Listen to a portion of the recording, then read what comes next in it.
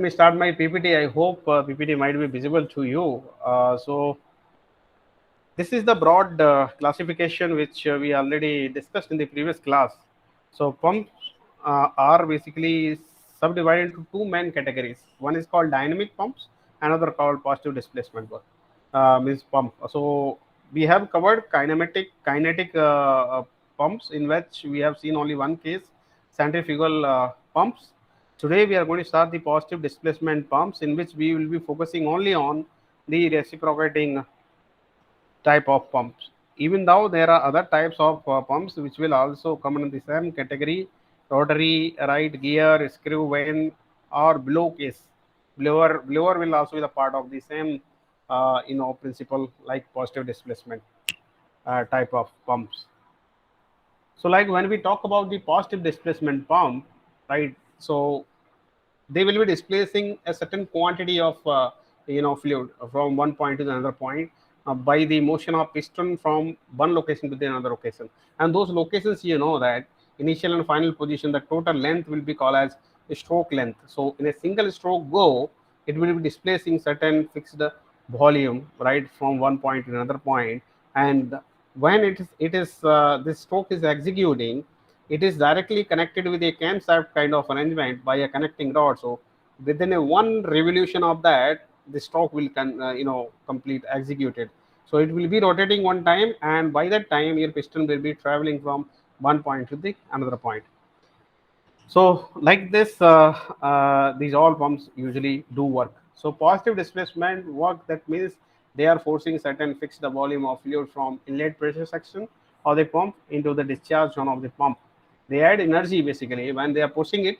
They will be energizing the fluid kinetically. So kinetic energy, actually they are increasing. So there are kinetic pump. Kinetic pump we already covered, in that we put more emphasis on centrifugal pump, where some external torque was imparted to the fluid by a additional shaft which will be connected to some electrical motor, from where we supplied the additional torque to impart the kinetic energy to the fluid. And because of increment in that kinetic energy, when high kinetic energy fluid comes in the static part of the pump, it was expanding at faster rate. So at that time static pressure rise was more, and water was traveling from inlet to the outlet at a faster rate. So these already be covered. So today we'll focus only on positive displacement work or positive displacement pump. So when we talk about axial and radial flow pump, so this depends on the direction of discharge of fluid. So based on the direction of the fluid, you can further classify either in kinetic or displacement, positive displacement pump into axial or radial. So when you talk about axial pump, the impeller will push the liquid parallel to the shaft, right? So when the shaft is which is rotating shaft parallel to that, water will also be moving with from the impeller, and that kind of pump will be known as axial flow pump. So next one is radial flow pump. In that case, water may be entering like axially, but it will come like radially outward. So in the case of centrifugal pump, the same thing was happening. Water was entering through the eye of the impeller axially, while it's rotating throughout the circumference of the impeller. Finally, it was moving out radially. So axial to radial conversion was taking place in the centrifugal pump, and that those type of pumps are known as radial flow pumps. Next one is reciprocating pump. By the name itself is saying that while discharging the water from one point to another point, it will be executing a reciprocating motion of the piston within an enclosed enclosure, which is called as cylinder. So when we talk about the reciprocating pump, the pump which conveys the water from one place to another place with the help of linear motion of the piston or plunger, right? So according to the discharge, according to number of cylinders, you can classify them into two or three categories. So first, according to discharge, you can say like a single acting reciprocating pump. That means it will be discharging only entire liquid in a single stroke or one stroke. While there is a double acting reciprocating pump which will be discharging right the liquid in both these strokes. So it will be executing basically two strokes, in that it will be discharging the uh, you know equal amount of quantity of water. So there are two types of pumps, single acting and double acting. And based on the number of cylinders, you can say single cylinder or multi-cylinder pump. So for larger water flow, right, we usually go for what do we say, multi-cylinder pumps. So working principle, if you look at the working principle of reciprocating pump, it will be similar like what you studied, the basic concept of displacement work, right? Like from thermodynamics. In a similar way, we can easily find out here the quantity of water which is coming out through the outlet of the pump. So it is having a piston, and piston is connected to the camshaft, which is the camshaft. This is the connecting rod. So this connecting rod will transfer the rotational, energy into the reciprocating motion, or rotation motion is getting transferred into the reciprocating motion of the piston with the help of connecting rod. And this is your cylinder, and this finally the end point is called cylinder head, and it will have a two, valve kind of things, inlet and usually outlet valve. Right through inlet valve, your certain mass of air water will enter, and then this will execute the stroke. So this is the sealing which I was talking about. There should be proper sealing between the piston lining and as well as the cylinder head, in order to avoid any kind of contamination of water, or you can say accumulation of water within the cavity of piston and your cylinder wall. So corrosion and other effects will also be come into the picture. To avoid that, proper sealing is needed.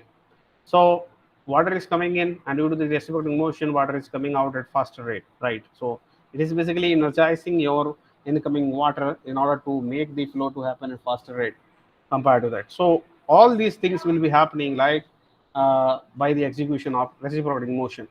So pushing the liquid by a piston, this is a piston that execute a reciprocating motion right within this closed fitting cylinder.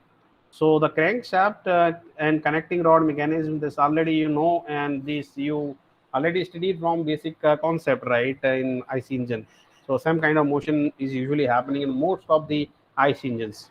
So conversion of rotary to reciprocating motion is happening with the help of this mechanism that is called connecting rod mechanism. So the main part of the reciprocating pump, if we look at the schematic diagram of it, it will be something like this. It will have a cylinder. This is a cylinder in which a piston is fitted with, and piston is connected to the crankshaft, right? This is the crankshaft, and over this it is connected by the connecting rods. This is a connecting rod, and this is the completely crank, and this dark line you are seeing, right, which is connecting over the shaft, that is called crankshaft. And this crankshaft will be coupled with some flywheel where you can get where you can supply the work to this pump. So this is the suction side. Here the water is filled, right? It's a sump where water is filled. Through this you will take the water in through this valve. Here valve is there, which is openable valve and closed based on the pressure developed within this cylinder.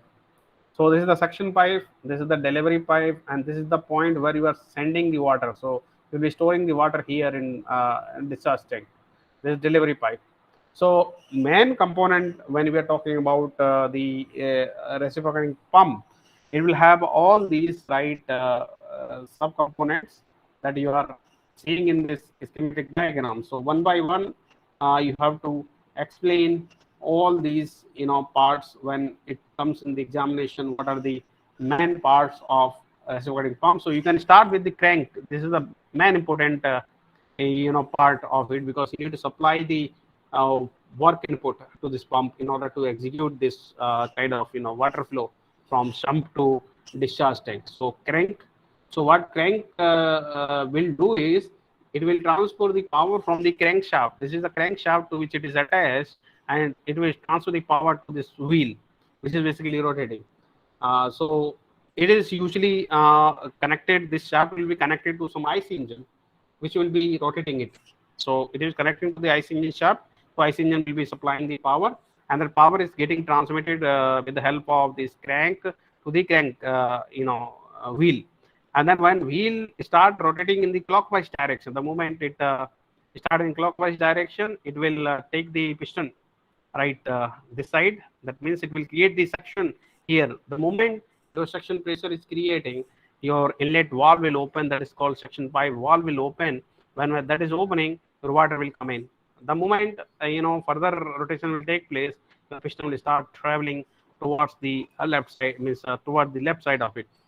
The moment it's reaching here, this valve is closed, this is also closed. What will happen? It will pressurize your incoming water flow.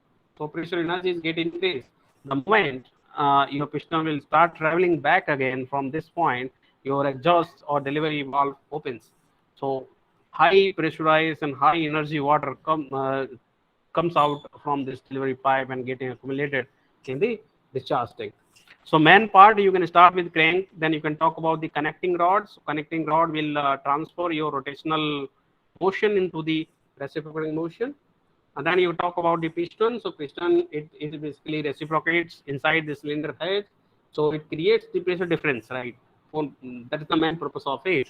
Then you can talk about the suction pipe. You can talk about the delivery pipe, suction pipe. It conveys the water from sump to the cylinder. Then you can talk about the delivery pipe. It conveys the water from the delivery valve to the discharge tank. And then you can talk about sump. This is the storage of water, right, from where you are basically sending it to the discharge tank. So what basically the working principle? So you can say this extreme position, right? Initial and this final position.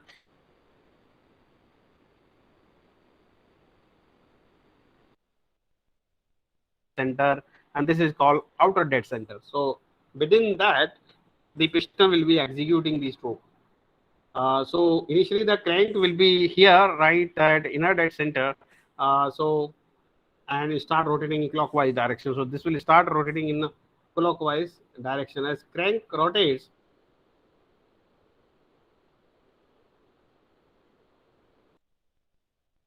the piston will enter. So due to the creation of vacuum, the suction valve will open. The moment it opens, your water will start coming inside the cylinder. Then again, further motion, right? Further rotation of the crank, your piston will start traveling towards the left side. So when it's going and once reaching here, you will get the maximum pressure, right, of the liquid.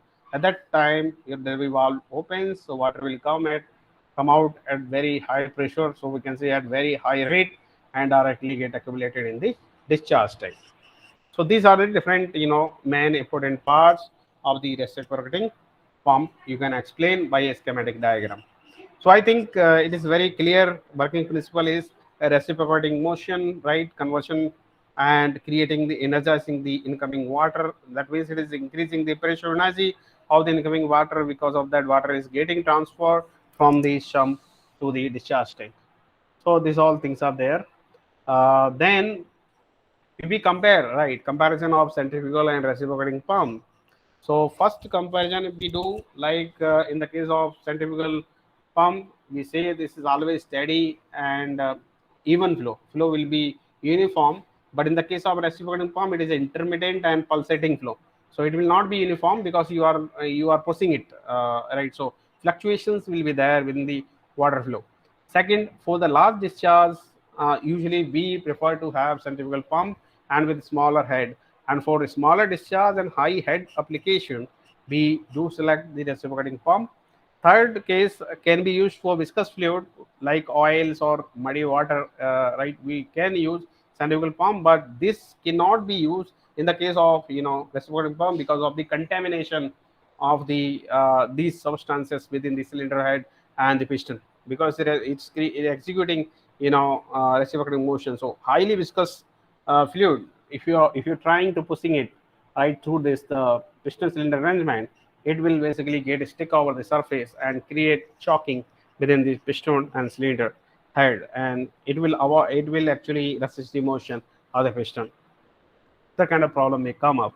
So it can only handle pure water or less viscous liquids only. Otherwise, valves will give frequent troubles.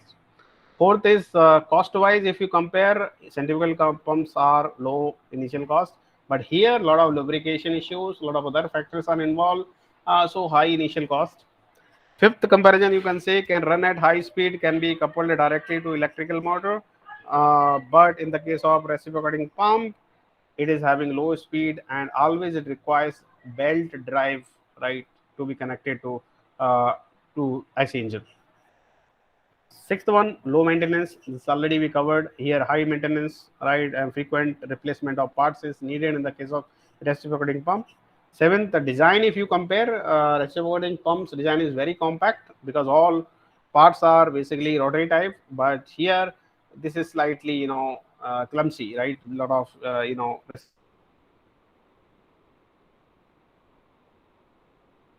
reciprocating parts are there. So that's the issue. Okay, so next one, you can talk about the head application. So these centrifugal pump usually be used for low head, which already we mentioned here. Low head pump, high efficiency, and these are suitable for high head application, right? So efficiency, if you look at the efficiency can go up 40%, right, due to energy losses. Its functioning is uniform, so torque production will be uniform. Here, torque is not uniform. Simple construction and less number of spare parts needed in the case of centrifugal pumps, but in reciprocating pump, more number of parts are basically needed. So maintenance and cost wise, it's not good.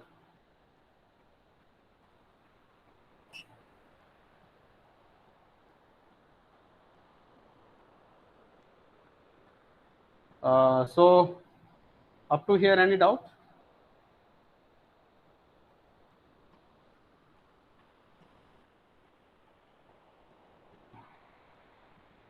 No, sir.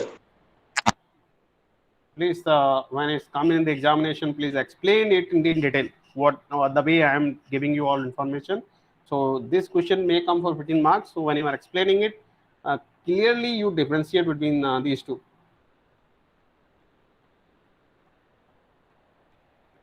Yes, sir.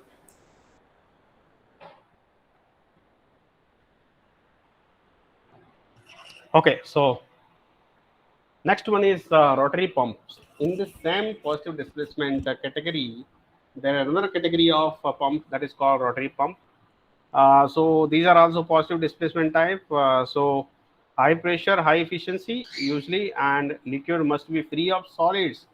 That's why the contamination should not be there in this case also. Handle this can handle viscous fluid because components are now more components are rotary. So highly viscous liquids can also be handled with. Used mainly in oil burners, soaps, and cosmetics, sugar, syrup, and dyes, ink, bleaches, vegetable, and mineral oils. So these are the areas where basically we do use rotary pumps, rotary positive discipline type of pump. Next one is a gear pump. That is also the part of the rotary pump category. So here basically if you look at this construction. So within this, these are the rotary parts which we are using, and it will have gear kind of arrangement over here, which will control the speed of these rotary parts over there. So this is the cut section. So water enters through this side, right? This side water. This is the actually entry and outlet, which is you are seeing here.